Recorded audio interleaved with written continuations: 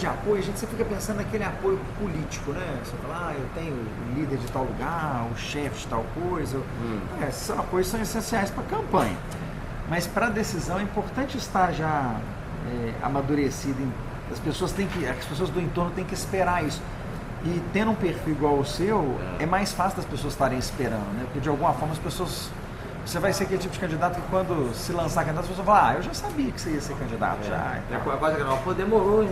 Não é exatamente. Não, mas só agora que você resolveu. Então eu acho assim, muito bom, porque o perfil ajuda demais, né? É claro que tem o terceiro momento, que é o da a definição dos canais de voto, que esse é o momento mais estressante, que obviamente é o trabalho que você já está fazendo, né? Entender assim, com que público falar quando você fala. E você também já está avançado nisso, quando você falou agora, olha, eu vou ser eleito como um representante de um grupo profissional. Então, assim, que esses cortes, as pessoas acham que eles não são importantes, mas não tem jeito de ser eleito no parlamento sendo candidato de todo mundo. Candidato a todo mundo é candidato a prefeito. No parlamento, ou você tem uma profissão, ou você representa uma religião, ou você representa um bairro, ou você representa uma bandeira, mas você tem que ter isso bem definido, até porque a maior dificuldade que eu vejo hoje aí, quando você vai para dentro de uma legenda como o PTB, que já é uma legenda consolidada, que tem vereadores históricos como Elaine Matosinhos, há uma pergunta, qual é o seu potencial de voto para não te comerem dentro da legenda? Né? E aí, essa definição é muito boa, porque te dá um ambiente concreto para trabalhar. Né? Fala, ok, se eu sou um candidato de categoria, quantos são os odontólogos em Belo Horizonte? Com as famílias são quantas pessoas? Eu consigo chegar a quantas dessas pessoas? Qual que é a bandeira que eu tenho que apresentar para elas, que elas entendem e acreditam e apoiam? Então, assim, eu acho muito bacana essa forma de construção da sua decisão. Acho que... Sim. É aquela história, não caiu de paraquedas, né? Ela foi realmente resultado de uma evolução dos acontecimentos, né? Eu dei uma olhada, inclusive dei uma olhada no seu site, achei muito interessante. Também olhei o site como é que chama, gente? Gabriel Azevedo, né? Gabriel Azevedo, também achei interessante. E vi uma coisa lá que ele fez que eu achei muito interessante. O seu está muito clean, muito legal, adorei a apresentação, é fácil de ver, entender, de navegar, né? E o Gabriel Azevedo, eu achei interessante a opinião dele sobre alguns assuntos, né? Se por um lado é delicado, às vezes, você falar algumas coisas, por outro não tem jeito de não falar. Transparência. Né? Exato. O Gabriel tem um mandato de transparência interessante, ele inclusive usa uma ferramenta no mandato dele, que é uma ferramenta que eu acho que vai se popularizar ao longo do tempo. Eu não uso porque eu tenho uma certa divergência teórica da ferramenta, mas é uma ferramenta muito, muito interessante. De uma democracia mais radical. Ele tem um aplicativo que se chama... O dele chama Meu Mandato, mas ele tem um comercial que outros vereadores não chamam Nosso Mandato, eu acho. O dele chama Meu Vereador. Mas o aplicativo dele hoje é um aplicativo comercial, chama Nosso Mandato. Em que ele, por exemplo, coleta... Para cada votação que tem na casa, ele dá a opinião dele antes da votação, mas ele coleta o voto dos eleitores dele, dos seguidores dele, e ele vota de acordo com o resultado que deu ali, ele não vota de acordo com a posição dele, não. Todo dia que sai a pauta, ele publica. O que vocês acham que eu devia votar? Ele explica o voto dele, ele lista todos os projetos, fala, olha, eu acho que devia votar desse jeito por causa disso. E as pessoas votam. E ele vai votar no que deu o resultado da enquete. Ele não vota de acordo com a posição que ele tinha colocado. É um negócio interessante. Tem a ver um pouco, o Gabriel tem essa pegada tecnológica, assim, um cara muito interessante. Mas tem muita coisa bacana acontecendo, sabe? Se você dá uma olhada nacionalmente, assim, tem muita experiência boa em Câmara Municipal. E as câmaras estão precisando melhorar. Elas são um ambiente muito deprimente em termos de qualidade. Então, acho que você vindo, você soma para o ambiente da Câmara. Obrigado. Com certeza. Obrigado. Olha, nós temos alguns problemas crônicos, né? Um problema crônico fundamental do brasileiro é o seguinte, é aquela história dele achar que ele vai votar em alguém para resolver os problemas dele, né? Não é assim que funciona a coisa, né? Ele vai eleger um representante que vai junto com outros representantes tomar as decisões que forem possíveis, né, para determinada situação. Lógico que esse representante dele vai defender os interesses dele, né, mas não é por isso, né, que tudo vai ser as mil maravilhas, né?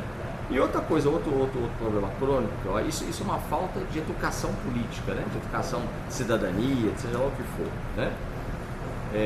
E um outro problema crônico é o problema de achar que até eleito lá, ele vai trabalhar e eu não preciso preocupar. Não, isso também não existe, né? O Thomas Jefferson falou, né, que o preço da liberdade é a vigilância constante, né? Então assim tem que ser e assim deve ser, né? A gente sabe que nós cidadãos, né, nós não temos condição, indivíduos, né, nós não temos condição de ficar acompanhando sempre, mas hoje já existem as ONGs, né, que são instituições com esses e outros propósitos, mas tem coisa para isso, né? Vigilância de acompanhar, ou então, por exemplo, seria muito interessante que os eleitores de um determinado candidato, né, uma vez eleito, fizessem a ONG desse candidato. E nessa ONG do candidato estaria também a atuação política dele, né? Que seria exatamente o entrelaçamento, né? Que é o que você acabou de falar, que o Gabriel faz, né, de forma bastante assertiva, né? Então tem essas coisas. Nós temos esses dois problemas crônicos, temos outros vários, né? Mas eu já tenho alguns lemas de trabalho, né? Algumas ideias de trabalho. E uma delas é a seguinte, né? O mundo, somos nós que fazemos o mundo. Não tem como reclamar do mundo. Se o mundo está ruim, é porque nós estamos fazendo ele ruim, né? E se BH está ruim, é porque nós estamos fazendo dela uma cidade ruim. Se BH não está bonita, ou é porque nós não estamos deixando ela bonita, nós estamos enfeiando ela, ou nós não estamos permitindo que alguém faça ela ficar bonita.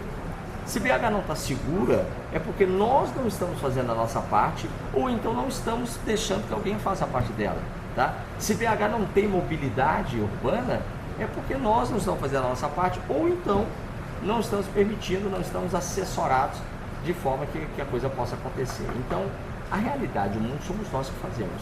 Então, nós precisamos, aí vem a história da política, nós precisamos nos unir, né, nos associar, nos aproximar, no sentido de fazer as coisas na direção que a gente pretende. É isso, sabe? Eu acho que essa é a minha filosofia básica, essa é a minha...